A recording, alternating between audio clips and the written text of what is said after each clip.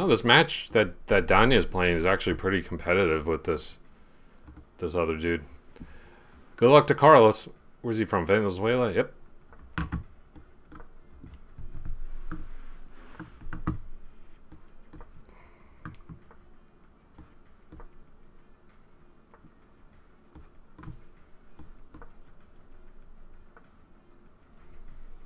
Alright, so we got a Joko Pianissimo.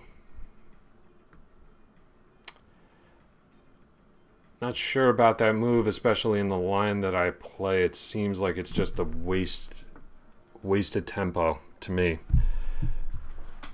Queen E2. Queen E2.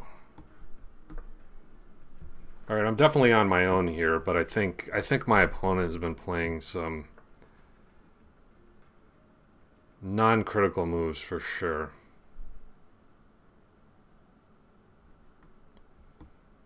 Maybe I'll take here.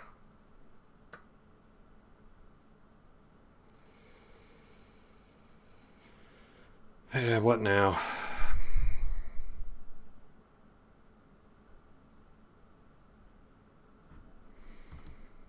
It's nice that this pawn's here. There's no quick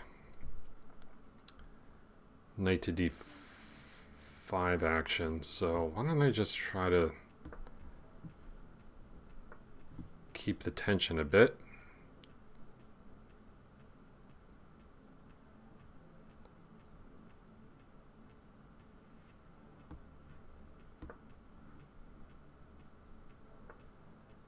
Yeah, we both got some annoying pins that we're dealing with.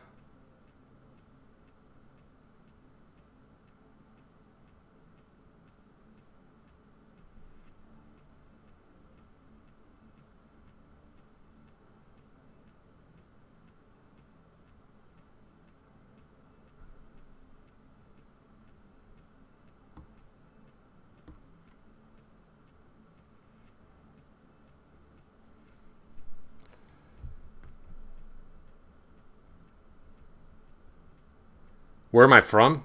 From the U.S. New Jersey originally. Lived in New York City for a long time, and now am in Virginia. D.C. area.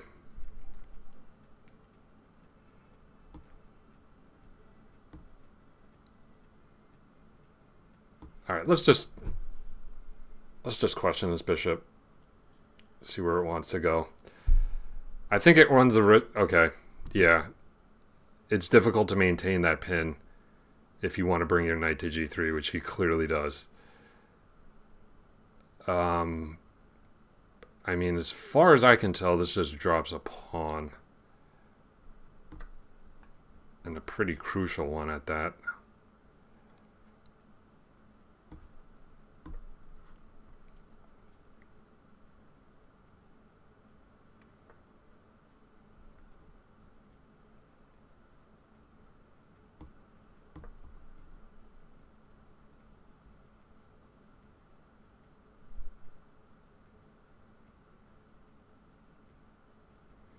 Dangerous position here for white. All right, have a good day at work, dude. Don't forget, come back, check out the stream video on demand. It's free for followers. You do not need to sub to the channel. So definitely take advantage of that.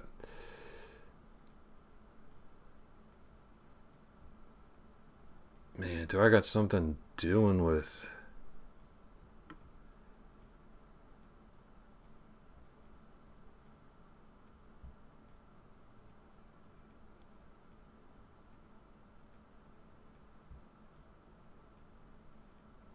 Cool, man.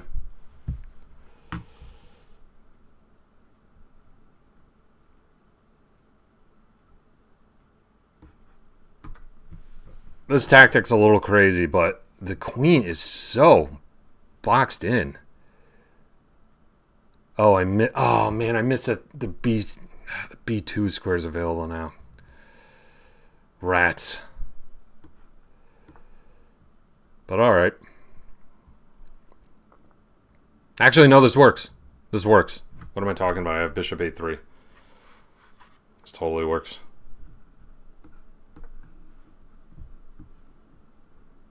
Now the queen's just going to be walking into an absolute bazooka on the d file.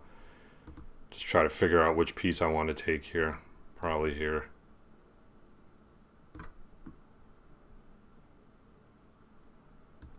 Come here. I mean, this is over.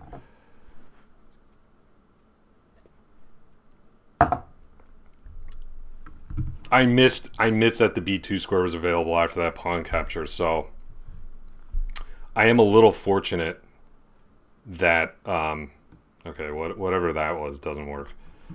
I was a little fortunate that I had bishop a3.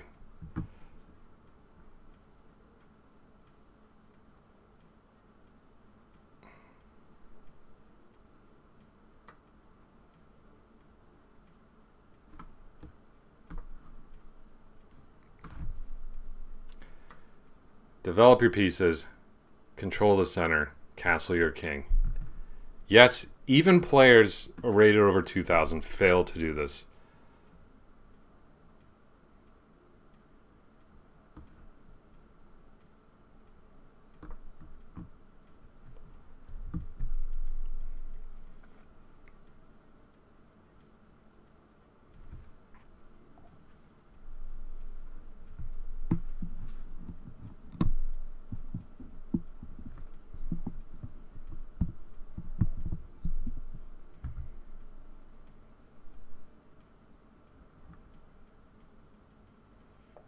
Yo, Cal Daddy, what's up, man? Thanks, dude. Yeah, that was a crusher. We'll take a look at that one. This is a really instructive game. I mean, even though, look, Carlos is clearly a strong player. You know, he just had a bad game.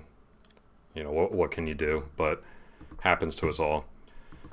But this is just really an instructive example. This is almost like a Morphy game where, not to say, oh, I played like Morphy, but more the play of Morphy's opponents who are making very artificial attacking moves like this, not castling their king, not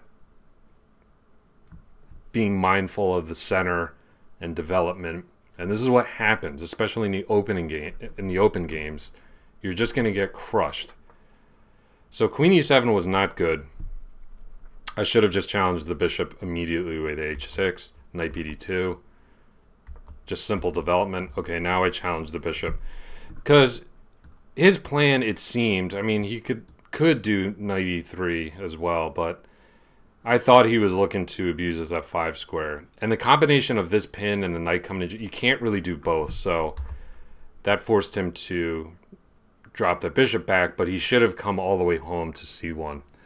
That's why very often, and I was talking to one of my students about this week, I forget which one, but very often this bishop, this Italian bishop on c1 or even in the Ruy Lopez can just stay where it is. You know, very often players develop it too early with good intentions. It's like, well, my bishop's underdeveloped, I got to bring it to an active square. Well, actually, because of white's pawn structure, the dark square bishop in the Italian and in the Ruy Lopez, or the Spanish game, is actually pretty active where it is on c1. So often you can really delay the development of that bishop and look to get this rook into the game by playing a4, a5. So he wasted a lot of time with this bishop and then ended up bringing it back to the wrong square, which allowed me to win a pawn. Now let's see if my tactic worked. It did not, although this move is still winning. Okay, I had a better tactic in this position, which I knew. So why was I looking for sacrifices here? Well, of course, it's all about the relative safety of the kings and my lead in development and my active pieces. This is a great time to contemplate a sacrifice in the position because it's almost like white is playing without these pieces. I mean, you look at the development on the back rank. The rooks are unconnected. The knight is stuck on f1. The queen is awkwardly placed. The king has no hope of castling anytime soon. So this is a great time to try to look for a really forced win. And I just noticed this alignment with the queen and how short squares she would have and potential discovery in the d-file. But knight d5 here would have been even stronger, with the point that if you take, the bishop's got nowhere to go. I mean, let's say the bishop drops to e3 for argument's sake, then you just push a d3. And look, the queen's got nowhere to go. Let's say you bring the queen here. Bishop takes f2 as mate. Wow. Okay, that's hard. That's hard to see in a blitz game. I think the move I played, the computer's calling it a blunder. I really think it's because my position is so winning right now that it's a blunder. I still have a winning position after knight takes c3. I know you can't see the eval, but that's what's going on. So apparently in this position, white's only move is to play bishop takes c5. If you play this natural move to defend the queen, this is completely lost. I just have this discovery. I take here and win the queen, and this is completely over. So don't forget, control the center, develop your pieces, castle your king. It sounds so basic, and I say it so many times every week. Like, probably over 100. But it's so friggin' important. Okay, and you can win so many games, not just when you're, you know, an up-and-coming player, but even after you're a class-level player or